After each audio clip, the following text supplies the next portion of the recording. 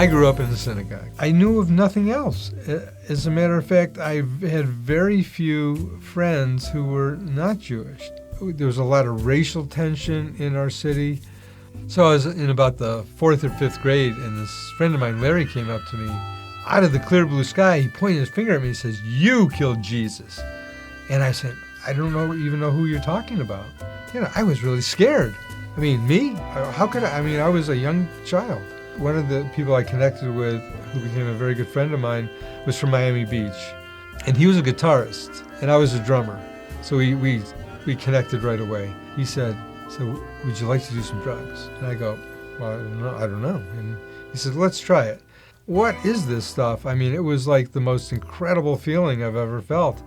This is what I want to do for my life. I want to be a musician. I was just having the time of my life, not being home, being away. Kind of left my Jewish roots back at the house. So we showed up at this club, and we set up our equipment. Attached to the club was a cafe, and there was this really, really cute girl. And I tell you, my eyes just went boom. I said, "I'm going to marry this girl." And I said, "Hey, how would you like to come with me?" She goes, "Okay." And I had our first child within a few years. We were immersed back into the congregation, back into that synagogue that I grew up in as a kid and that my family was instrumental in starting. We do business. I'm in the scrap metal business, and we do business with this fellow, and his name was Sam, his wife's name was Louise, and they were the sweetest little Jewish couple you'd want to meet. Monica and I take a trip to Vermont. On the way back from Vermont, we stop and see Sam and Louise at their house because they invited us. Louise, I've never met her before, but she's this real cute little Jewish lady, and she started talking about the Jewish Messiah, Yeshua. She was like, "You gotta hear about this. It's changed my life." She says, "You've never heard of Yeshua?" And I says, "No, I've never heard of Yeshua." And she says, "Well, I bet you've heard of him as Jesus." Louise, stop right there. I says, "I'm Jewish. I don't believe in Jesus. I was intrigued about this Yeshua guy, but this Jesus, no, it's not for me." But thank you, Louise. Thank you very much. Right about that time, I started having a real drug and alcohol problem. Whatever pain I was in or feeling, it would take that away. My dad passed away at a very young age. He was like 52 years old and died from cancer. Just gotten divorced a couple of years before that, and I mean, all this stuff was caving in on me. I had to drive myself to the emergency room because I was thinking I was having a heart attack. And as I was driving home, there was a stretch of road that usually had a lot of truck and car traffic in the middle of the week. I said to myself, I'm done with this. I can't take it anymore. I'm going to end my life. I'm going to kill myself. The first truck that I see coming towards me, I'm history. I'm done. I wasn't even thinking about the truck driver. I wasn't even thinking about anybody but myself. I was just wanting to kill that pain permanently. And in 2 to 3 miles, there was not one car or not one truck. I get home, and my wife says to me, "What are you doing home? It's the middle of the day." "You don't understand. You have no clue." And I took her engagement ring and her wedding ring, and I threw it across the room. I didn't know what was happening. I was out of my mind. I was just gone. And she was saying, "What do you want from me? What do you want from me?" And all of a sudden I felt this emotional thing. And I opened my mouth, and out of my mouth came these words, "I just need to be loved." And I go running at the end of the hall is our door to our bedroom. And I go through that door and I shut the door, and boom, I hear the door crack.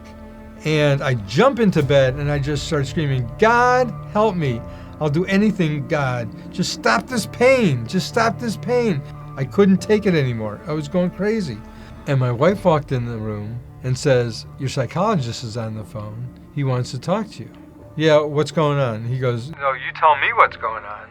And I said, "Well, I'm just having a bad moment here." He goes, "According to your wife, you're having a very bad moment." He says, "I want to see you first thing tomorrow morning in my office, and you're going to need to go to rehab."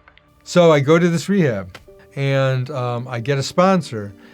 She said, part of the journey of recovery It's a spiritual recovery. So she says, I want you to start going back to your synagogue. But I would be faithful. I'd go every Friday night. I would be going to the service. They asked me to be on the board of directors. And I said, okay, I'll be on the board of directors. And after a while on the board of directors, they said, we'd like you to be vice president. And I said, okay, I'll be vice president. After a couple of years, they said, okay, we'd like you to be president of the synagogue. And I said, okay, I'll be president of the synagogue. So here I am, president of the synagogue. I was sober at that point 10 years. My wife was having some issues on her own with drinking at that point. One day I just said, Monica, I think I'm done. I think we're done. I think we should get a divorce. Something happened to Monica. All of a sudden she was like starting to go in on Sundays with a Bible under her arm and heading off to a church. I says, just don't tell him your last name because I'm the president of the synagogue. She goes, okay, don't worry.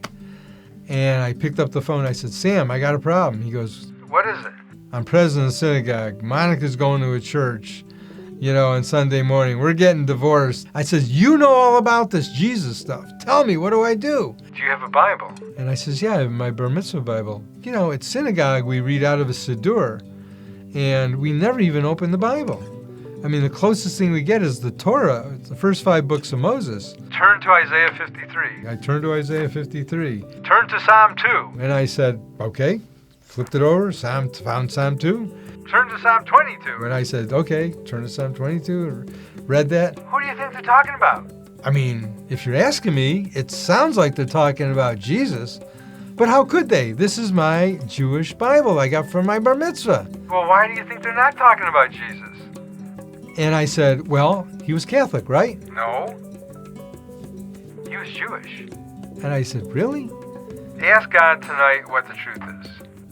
So here I am lying in bed that night, and I'm like, okay, God, I heard some really strange stuff tonight, but I do know that you pulled me out of the drug and alcohol addiction. You saved my life. I'll believe whatever you say.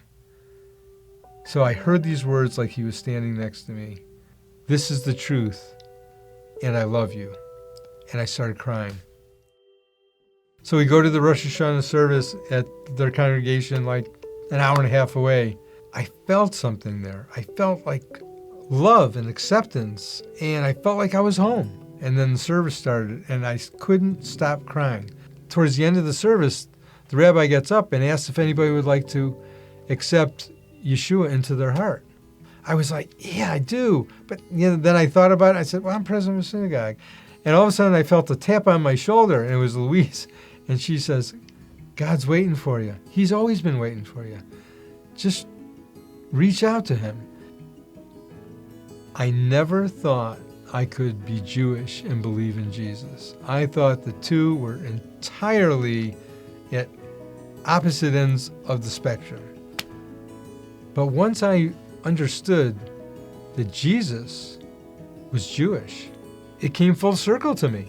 I said, oh my God, I'm believing in a Jewish Messiah. It was a gift. It was a gift that I didn't even deserve.